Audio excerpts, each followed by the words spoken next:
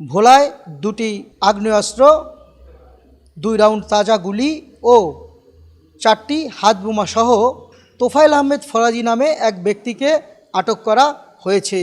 দীর্ঘদিন যাবৎ ভোলা জেলার সদর উপজেলাধীন পশ্চিম ইলিশা ইউনিয়নের পূর্ব কালীচর এলাকায় কুখ্যাত সন্ত্রাসী তোফায়েল আহমেদ ফরাজি এর নেতৃত্বে একটি সক্রিয় সন্ত্রাসী দল জমি দখল, চাঁদাবাজি, অস্ত্র দেখিয়ে ভয়ভীতির প্রদর্শন সহ বিভিন্ন অপরাধমূলক কার্যক্রম পরিচালনা করে আসছিল বলে জানা যায়।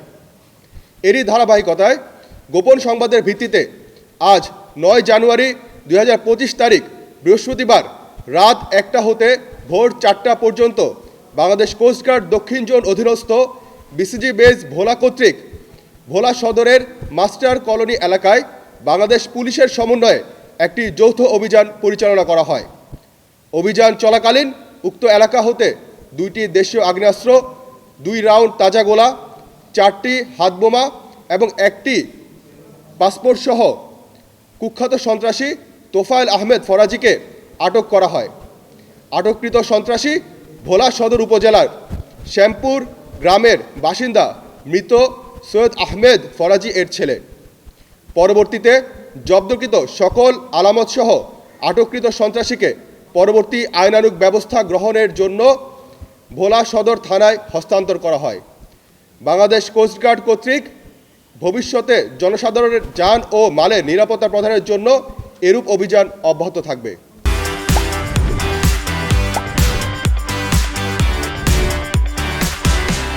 সকাল 11টায় ভোলার কোস্টগার্ড দক্ষিণ জোন কার্যালয়ে এক প্রেস ব্রিফিংয়ে জানানো হয়, আটককৃত ব্যক্তি দীর্ঘদিন ধরে ভোলা সদর উপজেলার পশ্চিম ইলিশার কাজিরচর এলাকায় স্থানীয় জনগণের কাছ থেকে চাঁদা আদায়, ভয়ভীতি প্রদর্শন, জমি দখলসহ অস্ত্র দেখিয়ে নানা অপকর্ম করে আসছিল। আটককৃত তোফায়েল আহমেদ ফরাজি ও জব্দকৃত আলামত পরবর্তীতে সদর থানায় হস্তান্তর করা হবে বলেও জানান কোস্টগার্ড দক্ষিণ জোনের সদস্যরা।